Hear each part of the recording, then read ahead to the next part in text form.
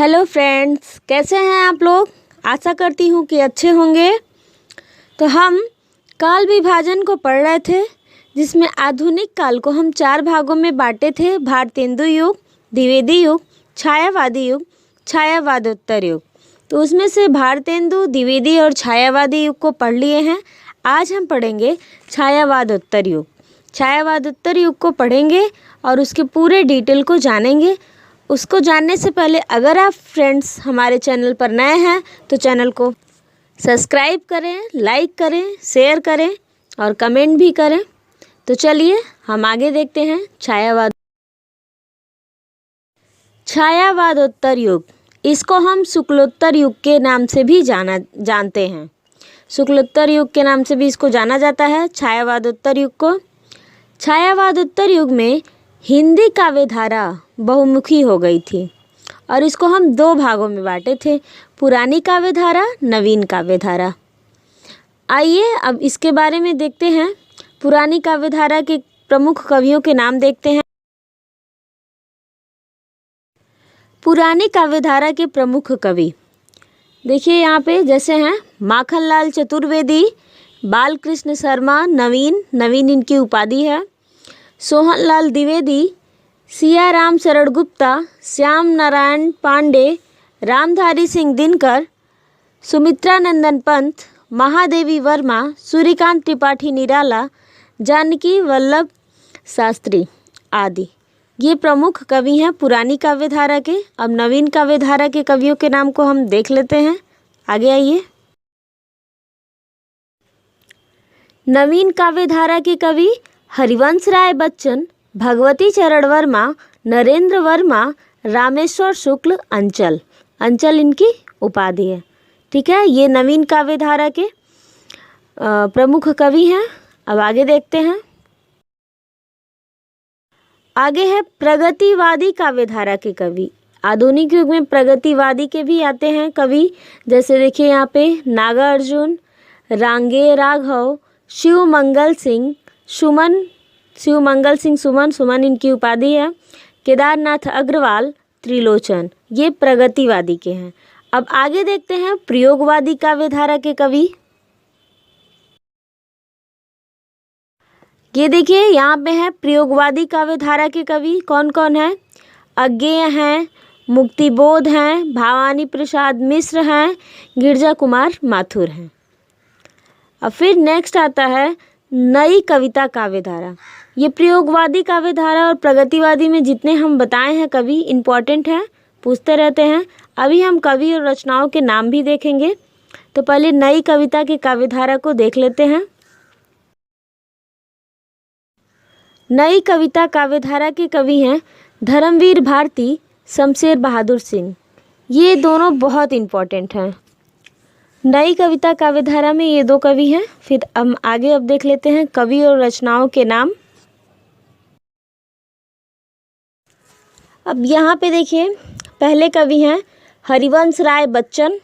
इनकी रचना है मधुशाला, मधुबाला, मधुकलश, निशा निमंत्रण, एकांत संगीत, सतरंगड़ी, नीड़ का निर्माण, फिर प्रणय पत्रिका, हलाहल, 2 चट्टानें। ये इनकी बहुत इम्पॉर्टेंट रचनाएं हैं और इससे अक्सर क्वेश्चन पूछता रहता है। एक बार फिर से देख लेते हैं। मधुशाला, मधुबाला, मधुकलश, निशा निमंत्रण, एकांत संगीत, सतरंगड़ी, नीर का निर्माण, फिर प्रणय पत्रिका, हलाहल, 2 चट्टानें। इसमें से मधुशाला और ये मधुबाला बहुत पूछता है, निशा निमंत्रण भी पूछता है, नीड़ का निर्माण, ये भी लगभग जितने हैं सब इम्पॉर्टेंट हैं। आगे देखते हैं। नेक्स्ट कवि हैं नरेंद्र शर्मा। अब नरेंद्र शर्मा का प्रमुख रचना जो है प्रवासी के गीत, पलाश वन, रक्त चंदन, कदली वन, द्रौपदी और एक है प्रभात फेरी। ये इनकी इम्पॉर्टेंट रचनाएं हैं। एक बार फिर से देखते हैं। प्रवासी के गीत, पलाश वन, रक्त चंदन, कदली वन, द्रौपदी, प्रभात फेरी। अब नेक्स्ट कवि को देखते हैं। नेक्स्ट है रामेश्वर शुक्ल अंचल, मधुलिका, अपराजिता, लाल चूनर, किरण बेला। ये इनकी महत्वपूर्ण रचनाएं हैं। फ्रेंड्स ये सारी जितने हैं रचनाएं ना, इसीलिए हम बहुत कम लिए हैं और जो एग्ज़ाम में पूछा है उसी को लिए हैं। तो आप 1 से 2 बार वीडियोस देखेंगे, बहुत आसानी से याद हो जाएगा। अगर आप पढ़े भी रहेंगे एक नज़र में ना, तो सामने क्वेश्चन आएगा तो आपका आंसर लग जाएगा। अभी जब ये हो जाएगा, ये लास्ट वीडियो है साहित्य के काल विभाजन का, इसके बाद हम जब क्वेश्चन प्रैक्टिस करवाएंगे तो और आसानी से तैयार हो जाएगा आपका। नेक्स्ट है माखनलाल चतुर्वेदी। इनकी प्रमुख रचनाओं को देखिए। हेम तरंगड़ी, वेणु लो गुजो धारा, हेम किरीटिनी। हेम किरीटिनी भी इनकी इम्पोर्टेंट है। फिर है माता समर्पण और युग चरण। ये इनकी प्रमुख रचनाएं हैं। कौन कौन सा है एक बार फिर से देख लेते हैं। हेम तरंगिणी, वेणु लो गुजो धरा, हेम किरीटिनी, माता समर्पण, युग चरण। नेक्स्ट कवि को देखते हैं। नेक्स्ट है बालकृष्ण शर्मा नवीन। नवीन इनकी उपाधि है। इनकी रचना है उर्मिला, रश्मि रेखा, हम विश्वव्यापी जन्म के। ये बहुत इम्पॉर्टेंट है, हम विश्वव्यापी जन्म के। ये पूछता रहता है क्वेश्चन, हम विश्वव्यापी जन्म के।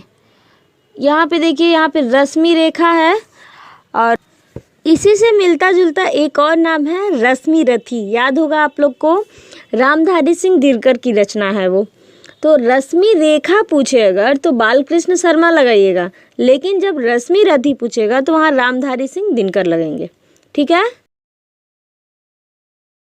नेक्स्ट है Subhadra Kumari Chauhan. Very very very important. इनसे तो क्वेश्चन फिक्स है, पूछ ही लेता है कहीं ना कहीं।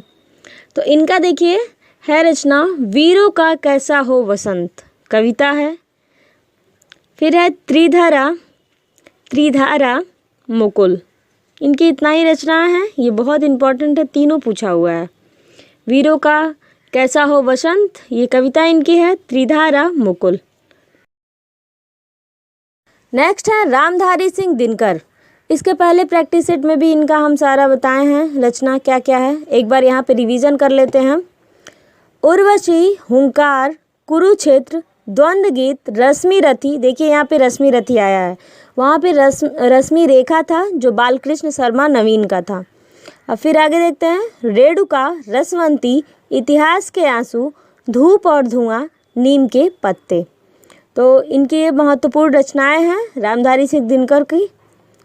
ये सारी इम्पॉर्टेंट हैं, किसी न किसी एग्ज़ाम में एक तो पूछ ही लेता है। आगे देखते हैं। नेक्स्ट हैं प्रगतिवादी कवि। अब कुछ प्रगतिवादी जो महत्वपूर्ण कवि हैं उनको हम देख लेते हैं और उनकी रचनाओं को जो अक्सर एग्ज़ाम में पूछता रहता है। तो पहले कवि यहाँ पे देखिए, ये हैं नागार्जुन, जिनको हम वैद्यनाथ मिश्र के नाम से भी जानते हैं।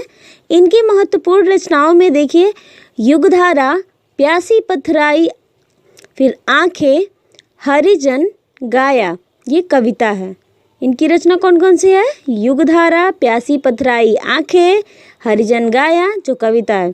इसमें सबसे इम्पॉर्टेंट है युगधारा, ये अक्सर पूछता रहता है।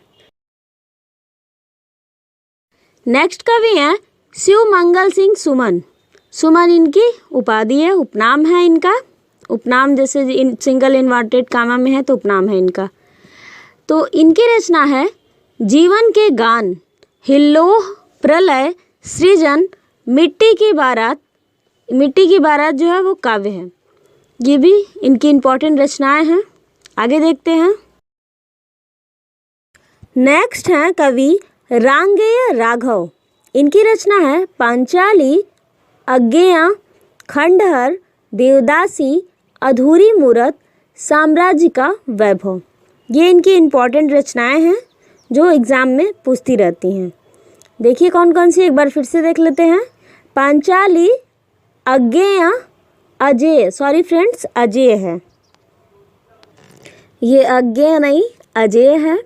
फिर है खंडहर, देवदासी, अधूरी मूरत, साम्राज्य का वैभव। अब हम नेक्स्ट देख लेते। नेक्स्ट कवि हैं केदारनाथ अग्रवाल, बहुत इम्पोर्टेंट है ये। तो इनकी रचना है युग की गंगा, नींद के बादल, समय समय पर अपूर्वा, पंख और पतवार। तो ये इनकी महत्वपूर्ण रचनाएं हैं। एक बार फिर से देखते हैं। युग की गंगा, नींद के बादल, समय समय पर अपूर्वा, पंख और पतवार। ठीक है, नेक्स्ट कवि को देख लेते हैं। नेक्स्ट है लास्ट कवि हैं त्रिलोचन।